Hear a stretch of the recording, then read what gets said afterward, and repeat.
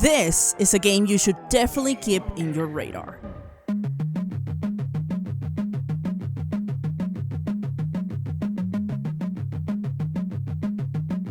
I saw the book Walker announced during the Future of Games showcase, and just by the looks and the adventure it tried to convey in that small trailer, I was hooked.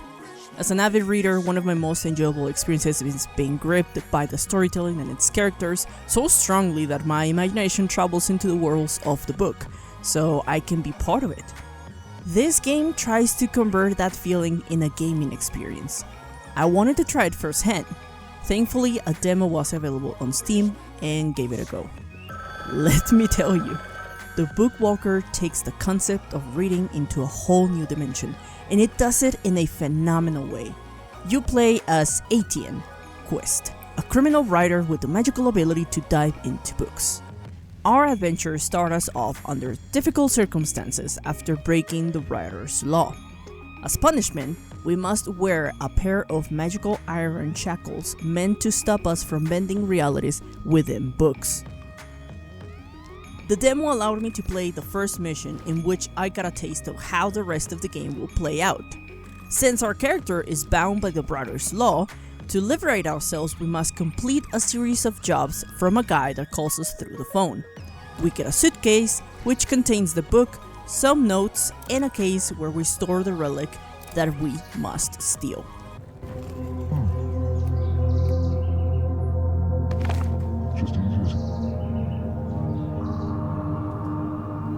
The game is separated in two, the real world which we experience in first person and the imaginary world from the books, set as a top-down point-and-click adventure.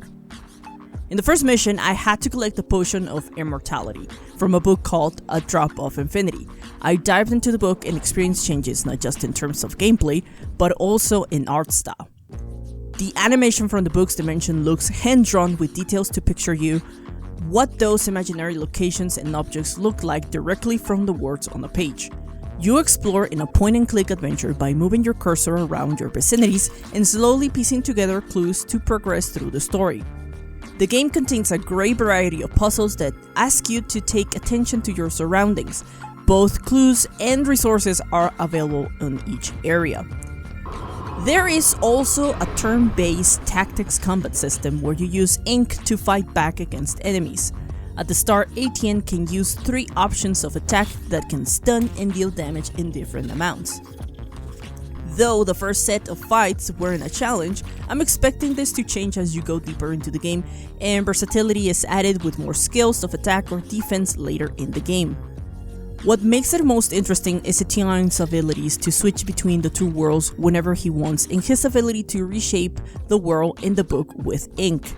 Though, thanks to the writer's law shackles, this is hindered on how much he can do without being harmed. These abilities can be helpful to solve puzzles by acquiring tools or solving situations from different alternatives. One allows you to take from the real world instead of looking for tools or solutions in the level. The second one, the power of ink, allows you to bend reality. Although it doesn't appear as an option frequently, maybe this changes in the future as Etienne removes the shackles. This variety of choices create many variables that potentially change the way you play and interact with the world, but most importantly, how the rest of the story shapes up. Deciding to solve a puzzle in a specific way could determine the amount of things you can discover, as from what I experienced, you aren't required to explore, see, or find everything within the level. And by having these options available to you, could decide how the end result of the story concludes. Inside the books, you also get to interact with characters from the story. Most of them might just be informational NPCs that help us move forward, but there are some that could define and shape how the rest of your story continues, and the game makes sure to mark those interactions as important, as it will ask several times before you take a decision if you wish to continue that route. Making me believe there's a weight in the decisions I take. Those could potentially help or harm me in the future. The story of Etienne becomes more complicated as soon as, after I dived into the book, I discovered another book walker that met his unfortunate demise at the hands of a bullet to the head.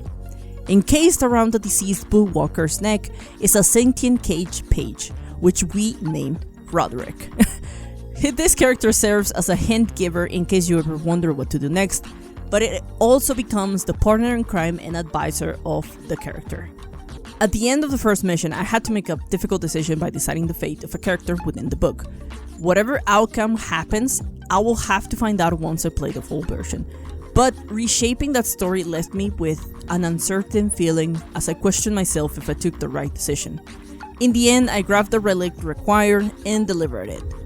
While the story from the book, A Drop of Infinity, might be completed, Etienne's story is far from over. At the end of the demo, the book Walker definitely left me wanting to play more, not only to see what my decision will affect me or what the story of Etienne will end at, as well as continue to explore more of its beautiful worlds and their rich stories. What other relics will I have to look for, and how dangerous will those adventures become? I played the demo a couple of times. In each run, I tried taking different decisions from simple things like solving puzzles to life and death situations, in favor to test out how far the game will let me adventure or how many of my decisions will matter in the overall story. From what the demo lets me play, it doesn't disappoint. Even if a decision isn't dangerous, like choosing between using a tool or ink to open a door, taking a bad decision can risk your resource management or even hurt you. Most importantly, the segments with story-changing moments are crucial. At the end of the first mission, you must decide between helping a character by giving him half of the potion or keeping it all to yourself. Either decision has repercussions. If you help the character, your life in the real world will be hell, as your employer will treat you in a more dismissal and aggressive manner. While choosing to keep every drop of the potion to yourself, it won't affect your life in Etienne's world, but there seems to be a greater threat that might worsen and come back to bite you later on the game. I'm thinking it could be something with disturbing the original balance of a story by taking away the relics from it.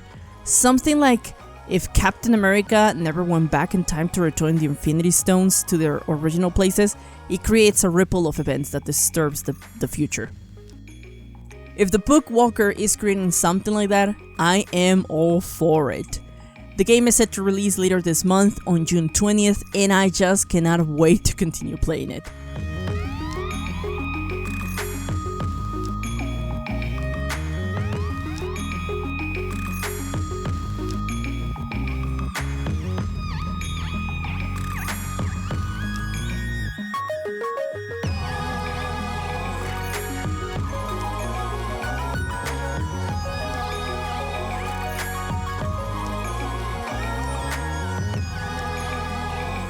That's all for this video. Thanks for watching, and let me know what you think of the game. Have a wonderful day.